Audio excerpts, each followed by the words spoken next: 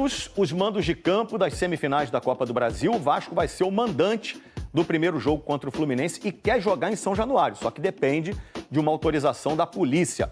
A volta com o mando do Fluminense já está confirmada para o Maracanã. Quem passar para a final joga a segunda partida em casa contra Cruzeiro ou Corinthians, ou seja, o título da Copa do Brasil vai ser decidido aqui no Rio de Janeiro.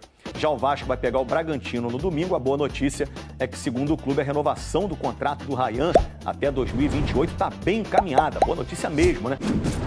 Com relação a Vasco e Fluminense, só tem uma mudança com relação ao mando de campo se o Vasco jogar em São Januário. Se não, eu acho que é igual para os dois.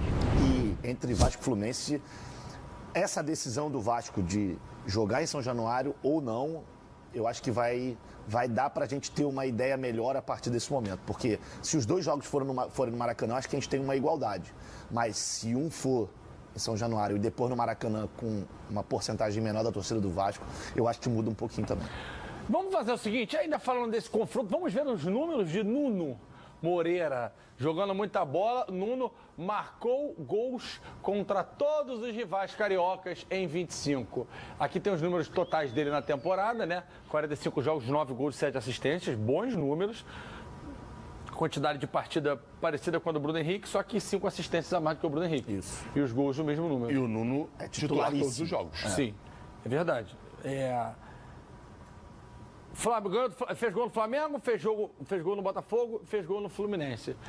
Isso é para mostrar que o Portuga tá bem. Um achado no Nuno Moreira. Eu estava até, depois do jogo contra o Fluminense, eu fui pesquisar um pouquinho mais sobre a carreira dele, eu vi que a base dele foi no Sporting. Então, assim, dá pra gente olhar hoje e entender um pouco dessa capacidade que ele tem. Certamente ela começou a ser construída desde lá do Sporting, aí ele desabrocha um pouco mais no Casa Pia, que é um time que não tem tanto destaque assim. Tem nada de destaque. É um time até novo, né? Na Série A do Campeonato Português. Ficou muito tempo na Liga Sagres, lá na Liga... Segunda Liga. Na segunda divisão. E assim, é um cara que, pra mim, ele não é forte fisicamente, não tem nada disso, mas tecnicamente ele tem uma inteligência muito grande. O Fernandão gosta muito de falar isso aqui e isso fica na minha cabeça, que eu acho que o crescimento do Coutinho tem muito a ver com a presença e com a participação do Nuno Moreira também, porque você acaba, de uma certa forma, dividindo responsabilidades. O Coutinho não tem aí tanta necessidade também de ter essa questão defensiva, o Nuno pode ajudar nesse quesito. Então eu acho que foi mais um achado muito bom do Vasco, que fez uma janela muito boa e que agora eu acho que o Vasco está entrando num momento que é decisivo da temporada e vivendo o melhor momento dele em 2025. Então acho que o Nuno tem uma boa participação nessa fase do Vasco atual. Para completar o que o Flavinho falou, além do entendimento do jogo, a versatilidade do Nuno dá ao Diniz uma tranquilidade para mexer o Vasco, para fazer o Vasco jogar da forma que ele gosta. É bom a gente falar isso também. Com o Lloyd e com o Garré. É bom falar isso também, por quê? Porque a gente falou muito do Botafogo ano passado aqui com relação à janela. O Vasco foi muito bem. Já o Vasco vive um grande momento na temporada.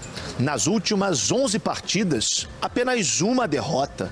E nos últimos 6 jogos, foram 5 vitórias conquistadas. Puma Rodrigues, há uma oferta na mesa, junto à staff do jogador, os representantes do jogador. Caso o Puma aceite, excelente. Tomara que ele aceite. Tem que ser bom pro Vasco, tem que ser bom pro Puma. Talvez ali um aumento no vínculo de contrato e uma diluição, talvez no salário, se for necessário, para diminuir os gastos em geral, ou manter o mesmo salário. O salário do Puma é um pouquinho alto, mas considerando que o Vasco vai ter ali eu não digo nem reserva, tá? Não se considere reserva, Puma, porque você é muito importante. Você é versátil, joga na esquerda, joga na direita, isso na lateral, joga como ponta. Então é muito importante. Se o Diniz precisar de um ponta, tem lá o Puma na direita. Se precisar de um lateral na direita, Puma ok. Na esquerda, Puma ok. Então é muito interessante essa renovação com o Puma. E ele ganhou mais minutos e vai estar na Copa do Mundo à disposição ali do Euloko Bielsa, né, no Uruguai. Então acho que é válida essa renovação com o Pumita.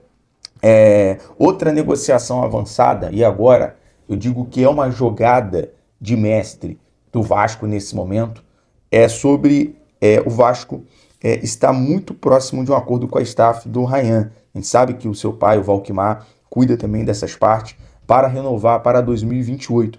Um aumento com a multa rescisória, que hoje gira em torno de 40 milhões. O Vasco busca aumentar entre 60 e 70 milhões, cerca de 374 a 437 milhões de reais, né? 60 a 70 milhões de euros, por conta de desejo da Europa. E uma outra definição importante é que qualquer proposta será analisada sobre o prisma de repercussão do clube interessado e valor da oferta, já que as partes não estão dispostas a sentar com quem vier barganhar o preço, ou seja, jogada de mestre. Não existe essa de você chegar aqui hoje e querer levar o Ryan, né, barganhando, diminuindo. Tem que ser uma proposta, meu irmão, irrecusável, irrecusável. Vocês estão lidando, eu digo isso quem vem de fora, tá? Lidando com uma joia, lidando, né, com a revelação do Campeonato Brasileiro 2025. Então, tem que sentar aí, uma proposta irrecusável, não é de agora não, tá? Sem ansiedade, calma, calma. Primeiro tem que chegar, boa noite, vai ter gol do Ryan hoje. E é o seguinte, o Vasco, nesse momento, tem a opção, o bom que o Vasco, nesse momento, tem a opção de mandar e desmandar. Tem a opção ali de chegar com a renovação do Ryan até 2028, o Vasco fica muito tranquilo para poder negociar para outra temporada.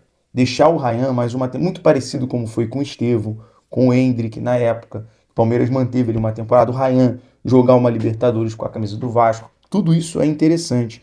E um detalhe, né, eu digo jogada de mestre porque há também uma certeza que o jovem ainda precisa amadurecer jogando partidas importantes, competições internacionais em 2026, para poder seguir para o futebol europeu sem ter um risco de voltar ao Brasil. Então, olha só, o pensamento de futuro, o quanto hoje, né, administrativamente, o Vasco tem pessoas visionárias ali pensando, se preocupando com o Ryan, em relação a ele amadurecer, jogar competição internacional, como é a Libertadores, quem sabe até uma conquista, e depois sim ir para a Europa, para não voltar, para não ter problema de voltar emprestado, para estar lá hoje, como o Andrei Santos, Douglas Luiz, jogadores que tiveram, como foi o Coutinho, a trajetória do Coutinho, seleção brasileira.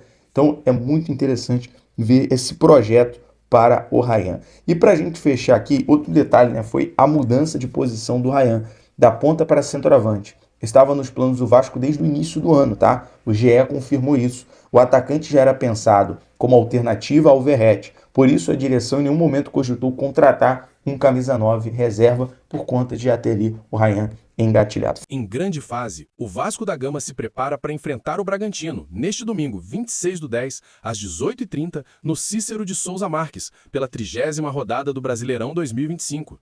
O time de Fernando Diniz vem de 3 vitórias seguidas e ocupa a 8ª posição com 39 pontos, enquanto o rival paulista caiu para 10º com 36. Provável escalação do Vasco: Léo Jardim, Paulo Henrique, Carlos Cuesta, Robert Renan e Lucas Piton.